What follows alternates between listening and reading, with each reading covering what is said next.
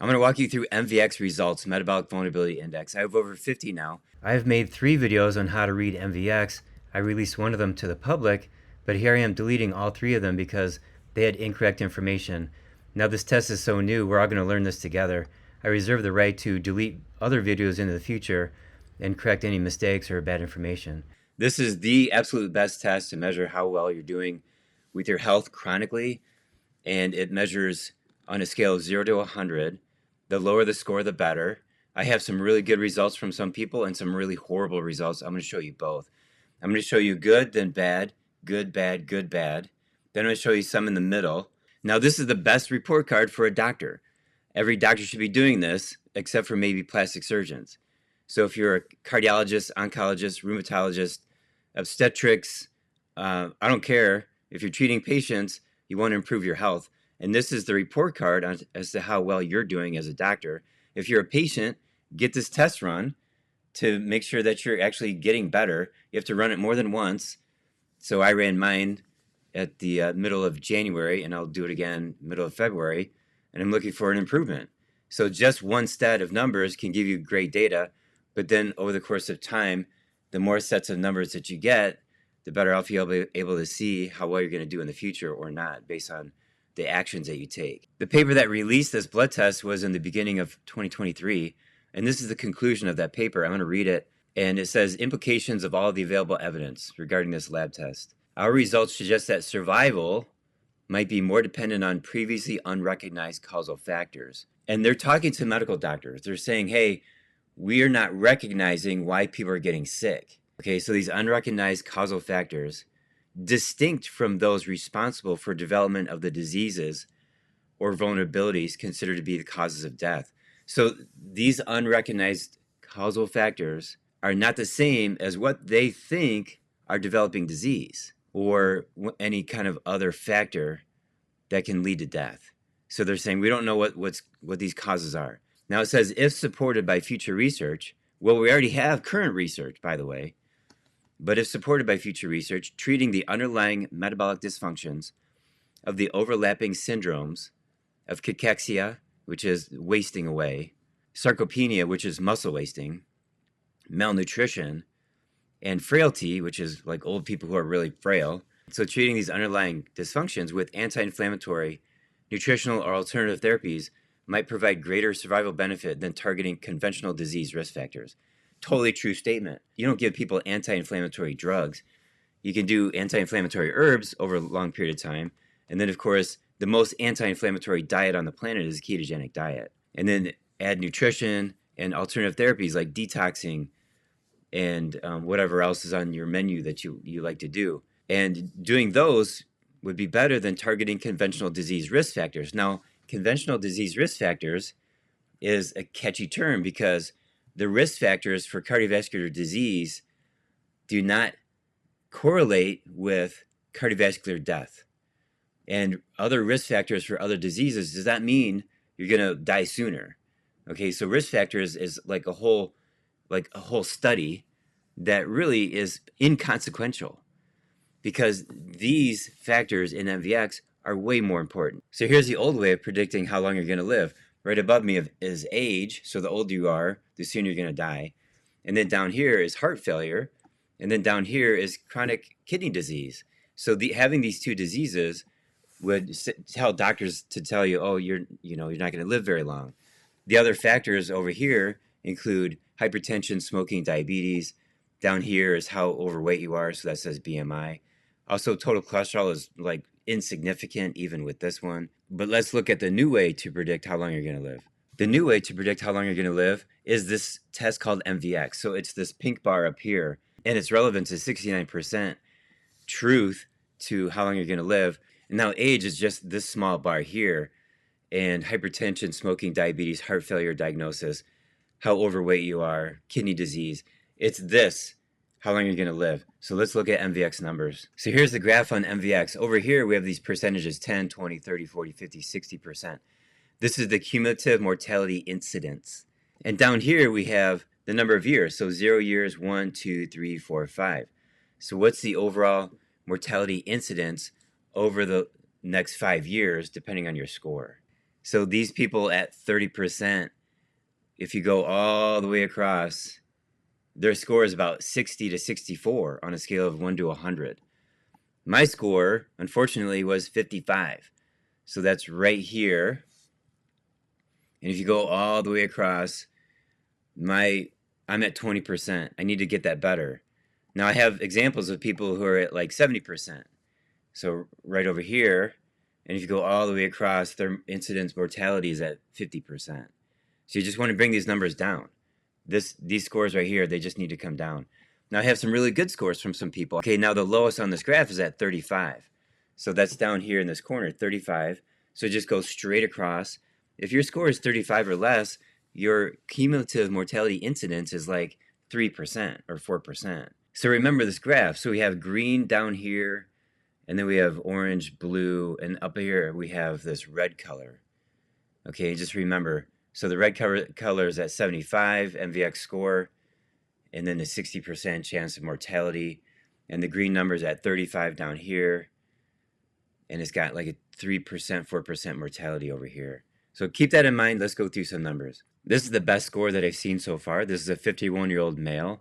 His metabolic vulnerability index, which is right here, his number is 13. That's actually the best score I've seen.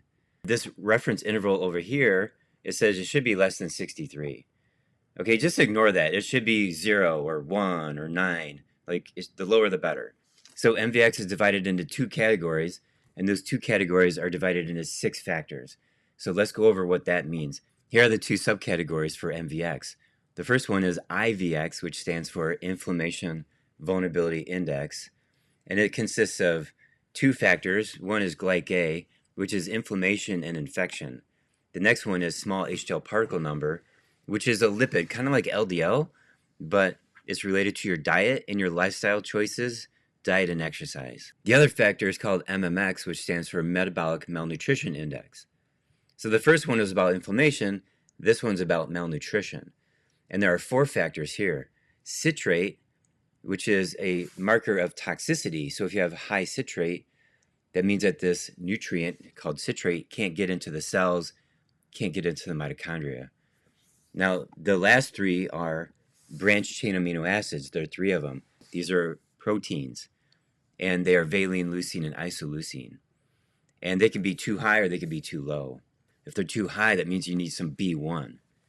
If they're too low, it means that you need to supplement them and address underlying factors that are keeping them too low. So back to this 51-year-old male, we have his inflammation vulnerability is less than 7. It's so low that the lab actually had to redo it. So it says results verified by repeat testing.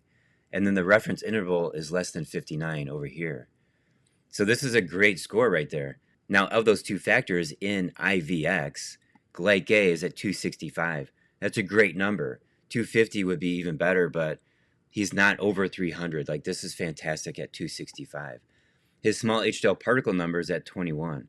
That could come down a little bit. So when I saw this, I was like, oh, he's eating too many carbs.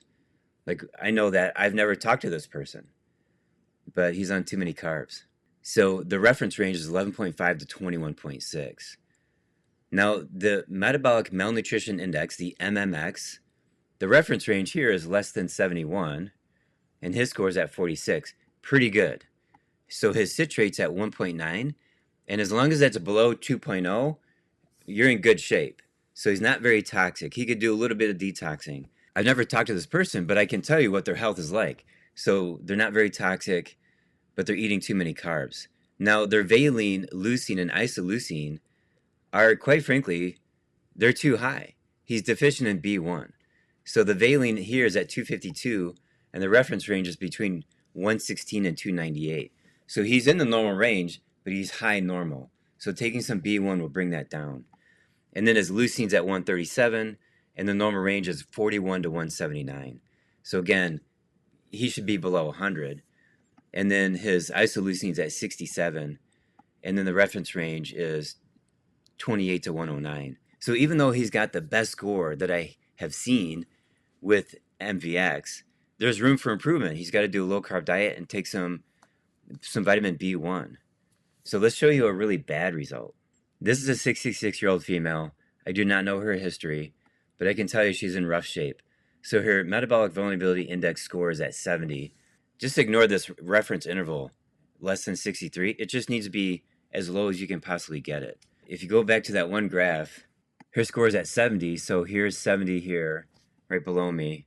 Take it all the way across, and she has a 50% mortality incidence over the next 5 years. So her glycase is at 428, and that's very high. It means she's got some crazy infections and inflammation. So I'd recommend her 2 lab tests. One is called hypercoagulability panel, and the other one is called Cyrex array 12. So the hypercoag panel indicates inflammation, and then the Cyrex array 12 indicates infection. So the small HDL particle number is at 9.2 and it's low. So usually I'm seeing that to be a bit high on people with a very high carb junk food diet. So why is her small HDL particle number low? It's low, indicating reduced cholesterol clearance.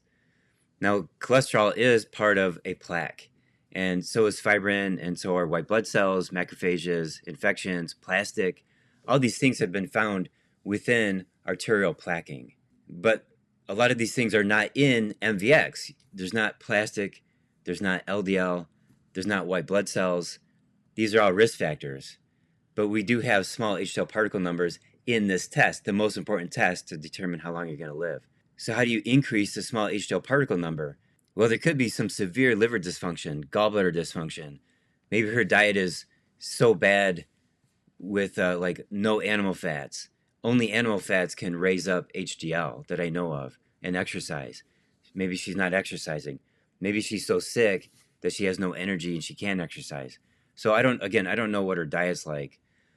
Let's continue. The metabolic malnutrition index score is 70, and the reference interval is below 71. I just ignore that because I'm looking at what are the factors that we can actually change.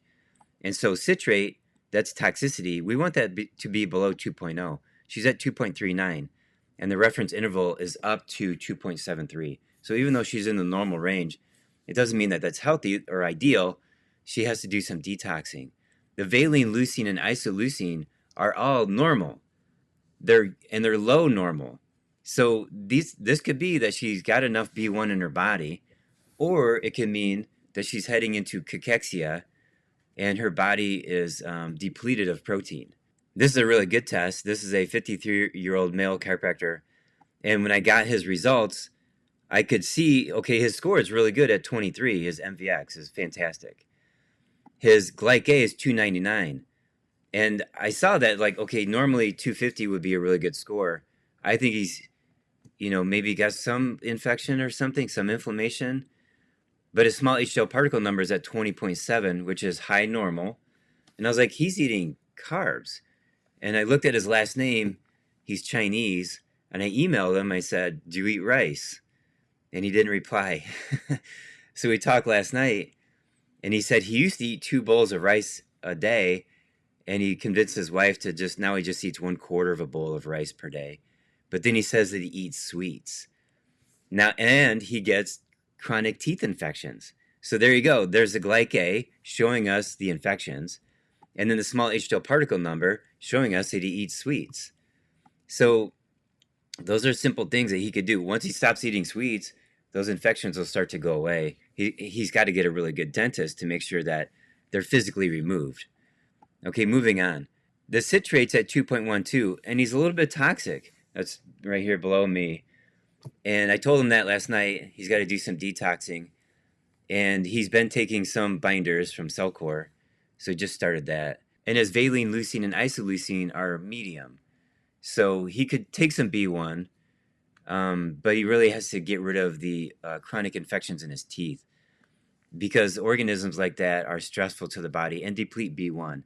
Oh, and he's been taking para 1 and 2 from socre. He's getting worms out like this. Parasites deplete B1. So he's been doing that for 3 or 4 months. So he's on the right track. And luckily, his score is low to begin with. So he's got some good genetics. He's got some good healing capability. And this is just another example of a good report. Let me show you another bad one.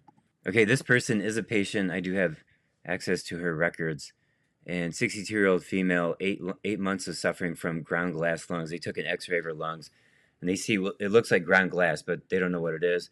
They've given her steroids and antibiotics, and obviously it's some kind of infection. So I told her to do this test called Cyrex Array 12 down here in this corner, Cyrex Array 12, and it measures all kinds of organisms: mold, candida, viruses, parasites, bacteria, and Lyme disease, various forms of Lyme. So her inflammation vulnerability index is high because she's got high glyc-A. What is glyc-A? Inflammation and infection. Okay, that's what we're missing. And when we look at her small HDL particle number, it's at 12.5. And that can come up a little bit, but I'm not too concerned about it because she has like a raging infection. And then her citrate is low. It's below 2.0. So she doesn't need detoxing. And then her valine, leucine, and isoleucine are low. And so she does not need B1. And maybe it's a little bit too low. Maybe she has a loss of protein because her immune system is working overtime. Or maybe because of the medications that she's been on. Okay, so the point here is her glyc-A is sky high at 502. And really we want that at 250, even though the reference range is below 400. We want that at 250, definitely below 300. These are the results of a 62-year-old female. I've never talked to her. I do not know who she is. But let's look at her health based on this test. So her MVX score is 64, and her glyc-A is at 326. So she's got some kind of organism or inflammation that she needs to take care of. An ideal score is at 250. So her small HDL particle number is 10.9. It's low. The reference range is 11.5 to 21.6. So that's a problem because these small HDL particle numbers gather up LDL particles, and then they become large HDL particles, and then they carry the LDL out of the arteries and into the liver to get cleared out. So that's called clearance. So small HDL particle numbers should be higher. The reference range, 11.5. Even 11.5 is too low, but something more like maybe 16, 17, 18. Now her metabolic malnutrition index is 71, and that's lab high. Okay, the reference range is less than 71, so she's at 71. Why is her metabolic malnutrition index high? Well, her citrate is indicating that she's got some toxicity. Her citrate's at 2.3. We got to get that down below 2.0, definitely below 2.0. Now her valine, leucine, and isoleucine are low. Valine's at 136, and the reference range starts at 116 up to 298. And then her leucine's less than 50, and they repeated this at the lab. It says results verified by repeat testing. So they're like, this is too low. What do we do about this? Let's double check. And the reference range is 41 to 179. And then her isoleucine's at 45, and the reference range is 28 to 109. So if her branched chain amino acids are too low, that means that maybe she's not digesting her protein, and it's not because she's taking in a ton of vitamin B1. Like B1 will bring these down. But this is a pathological state. Without knowing anything about her history or how her health is, how her diet is, I would say that she should supplement branched chain amino acid powders.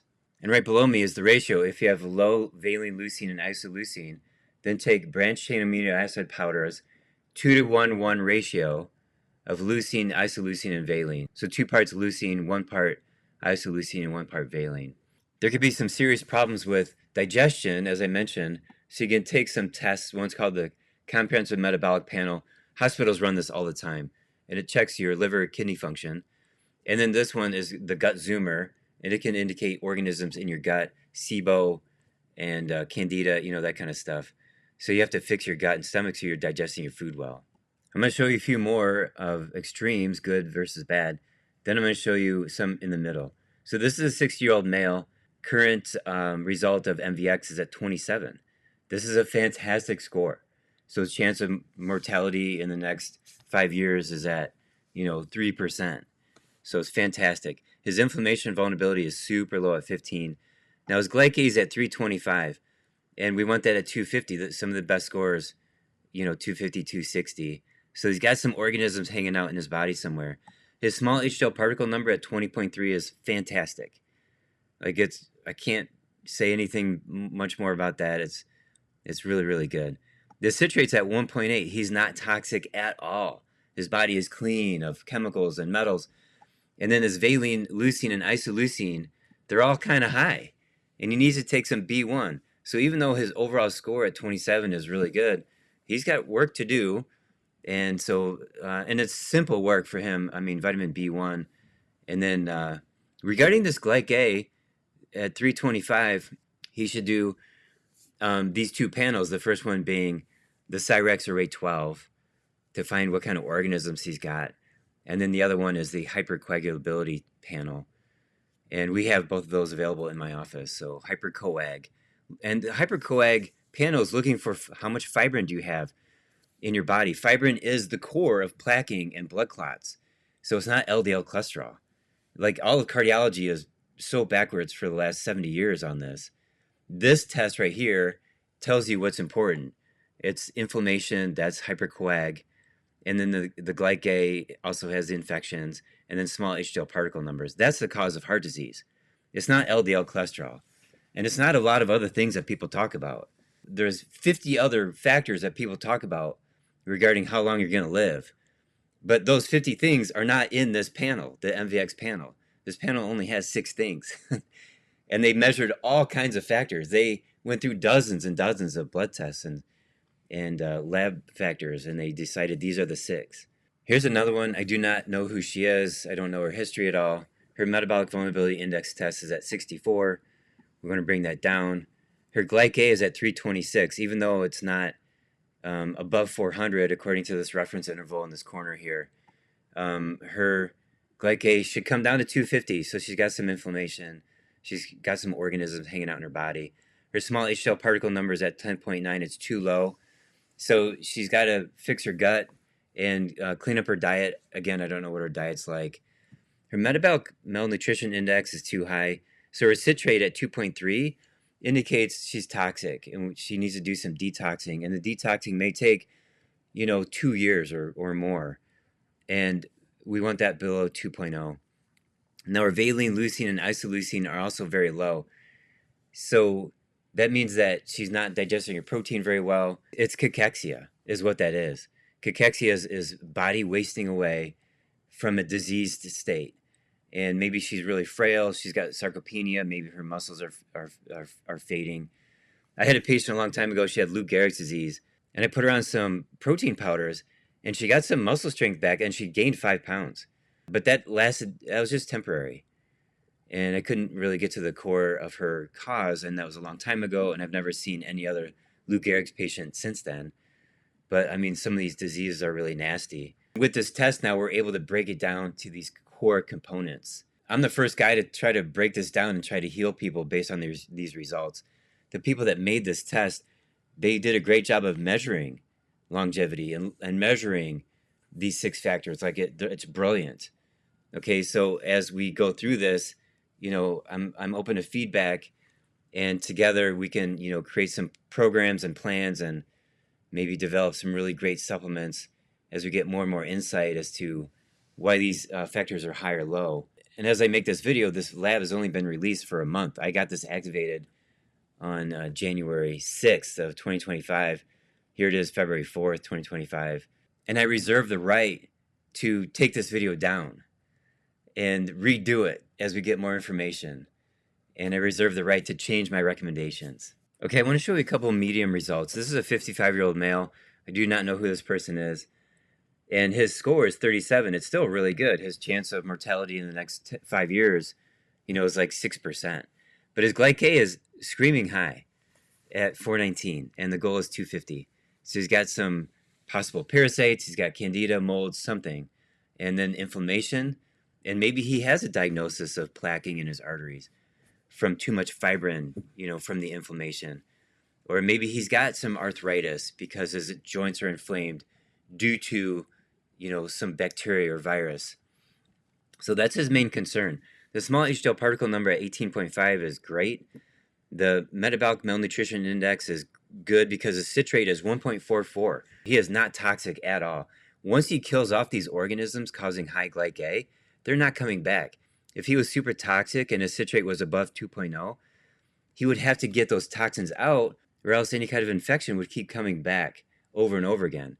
So his valine, leucine, and isoleucine, they're on the high side. So he needs to do some, take some B1 in high doses. And I would guess that he could do it for a year. And those numbers would come down to a really good number.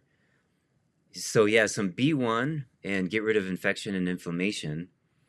And then he's in really good shape. But you can see, he's doing pretty good, but he's got some work to do.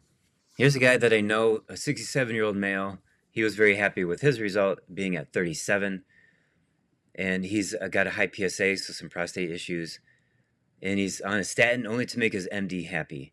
And I think, well, if you want to make your MD happy, go get him a puppy. Everybody loves puppies. But don't take a statin drug just to make him happy. He's eating low carb. He reversed his plaquing in the carotids. I misspelled reverse there. And he's been taking a product called MVX, which is designed to unplaque arteries. So his MVX is at 37. His glyc A is at 328. And whatever that organism is causing the high glyc A might be the thing that's causing his high PSA. His small HDL particle number at 18.8 is perfect. So if he got off that statin drug, it'd be great to see what would happen with his small HDL particle number. My guess it would be the same. So that's what matters, not LDL. It's small HDL particle number. His citrate is at 2.47, and that's a bit high. So he's got some detoxing to do. And then his valine, leucine, and isoleucine, they're pretty good. So I don't remember if he's been on B1 or not, but yeah, he could take a little bit, like for maintenance, but he doesn't have to do high doses. It's pretty good. This is a person that is signed up to be a patient of mine.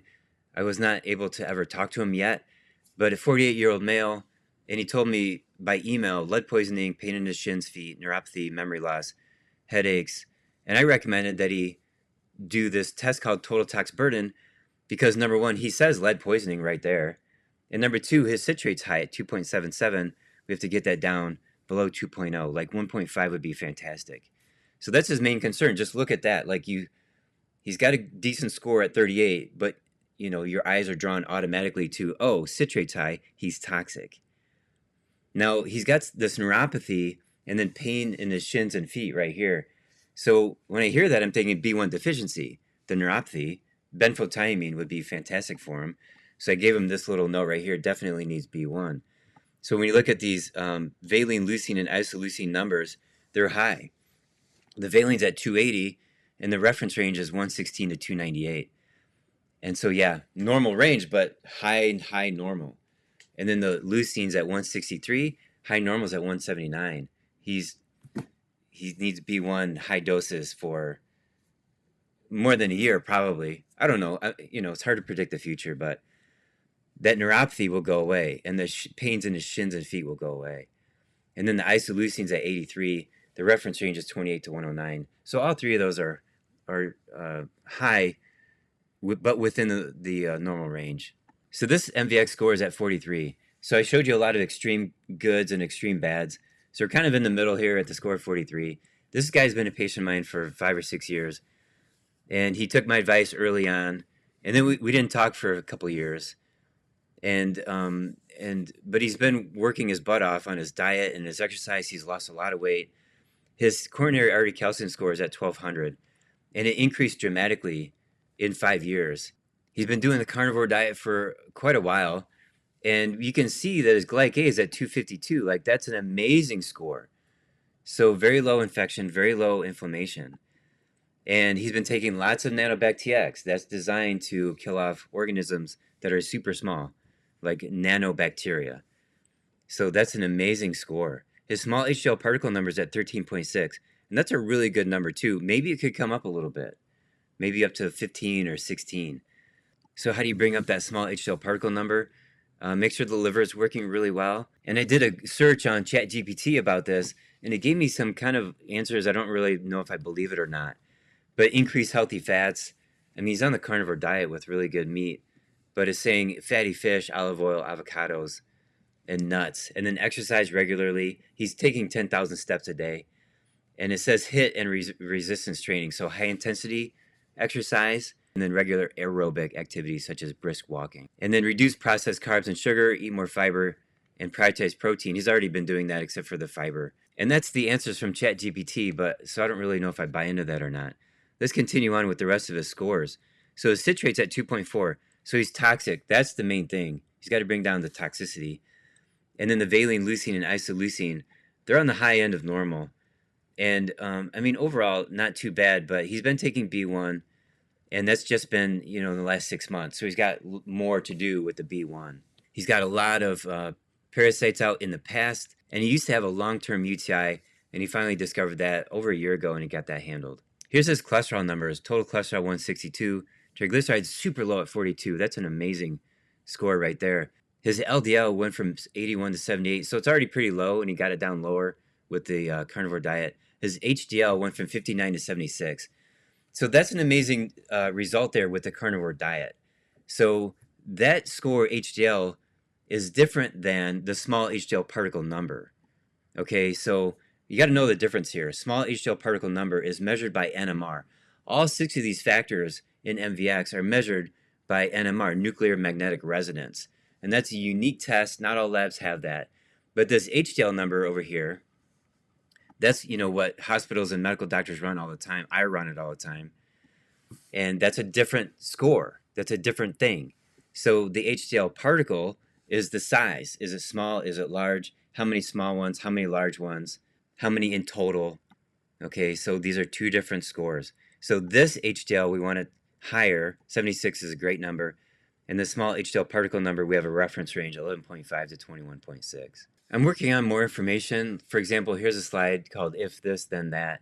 And I showed you a little bit of that already.